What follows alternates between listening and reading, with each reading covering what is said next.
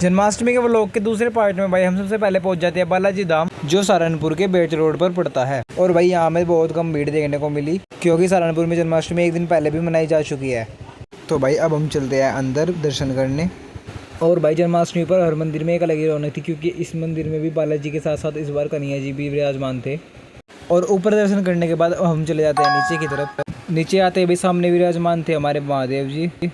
तो भाई उनके दर्शन करके और आशीर्वाद लेके अब हम चलते हैं यहाँ से अपनी दूसरी लोकेशन यानी कि भूतेश्वर मंदिर पर। जहाँ पहुँचते भाई हमें बहुत ही खतरनाक भीड़ देखने को मिलती है। पूरे मंदिर में भाई पूरी भीड़ थी यहाँ पर।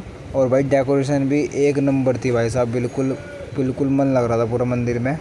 और भाई जन्माष्टमी के टाइम पे इस मंदिर की छोटी से छोटी चीज़ को इतने सुंदर ढंग से सजा रखा था भाई साहब। बिल्कुल भव्य डेकोरेशन हो रखी थी मंदिर की। मंदिर का नज़ारा बिल्कुल ख़तरनाक था। और भाई हम बिल्कुल आरती के टाइम पर मंदिर में पहुंचे थे। तो भाई सौभाग्य से हम इस आरती का भी हिस्सा बन गए थे और यह आरती हमारे सामने ही ख़त्म हुई थी। और भाई पूरे मंदिर में कान्हा जी की सुंदर सुंदर झांकियाँ लगी हुई थी। कहीं पर कान्हा जी झूले पर विराजमान थे और भाई बच्चे भी राधा और कृष्ण जी के रूप में बनकर आए हुए थे। और श्रद्धालुओं की इस भीड़ को देखकर भाई मेरा मन तो बिल्कुल भी कर नहीं रहा था यहाँ से बिल्कुल भी जाने का। और थोड़ी देर बाद भाई मंदिर के बाहर के इस खतरनाक जाम को पार कर हम पहुँच जाते अपनी दूसरी लोकेशन पर, जो था भाई बागेश्वर मंदिर। बागेश्वर मंदिर सहारनपुर के शिव मंदिरों में से प्राचीन मंदिर है, जो भाई बहुत ही फेमस भी है। और भाई यहाँ की जन्माष्टमी भी बहुत ही खतरनाक होती है। यहाँ पर भी भीड़ काफ़ी खतरनाक थी और भाई डेकोरेशन भी एक नंबर हो रखी थी बिल्कुल।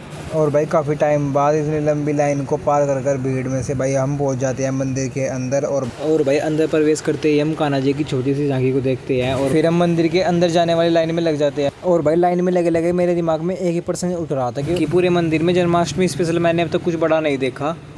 और अंदर जिस लाइन में हम जा रहे थे वो लाइन जा रही है शिवलिंग के पास। पर भाई जैसे ही हम शिवलिंग के पास पहुंचते हैं तो भाई मैंने देखा कि भाई शिवलिंग को फूलों तो पूरा कवर करके है और भाई इतना सुंदर बना रखा था। और कान्हा जी की सुंदर सी शेषनाग पर झांकी थी यहाँ पर, जो भाई जिसके दर्शन करते हैं भाई मन प्रसन्न होगा बिल्कुल।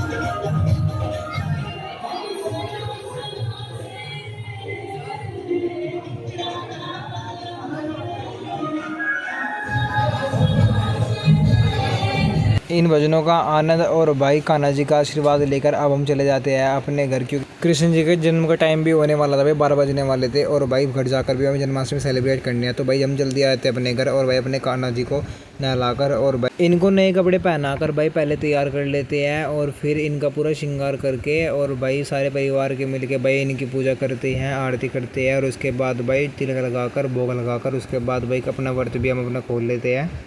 और भाई इस साल की जन्माष्टमी मेरी बहुत ही अच्छी बनी सहारनपुर आकर भाई बहुत। तो भाई व्लॉग को करते हैं यहीं पे एंड। राधे राधे।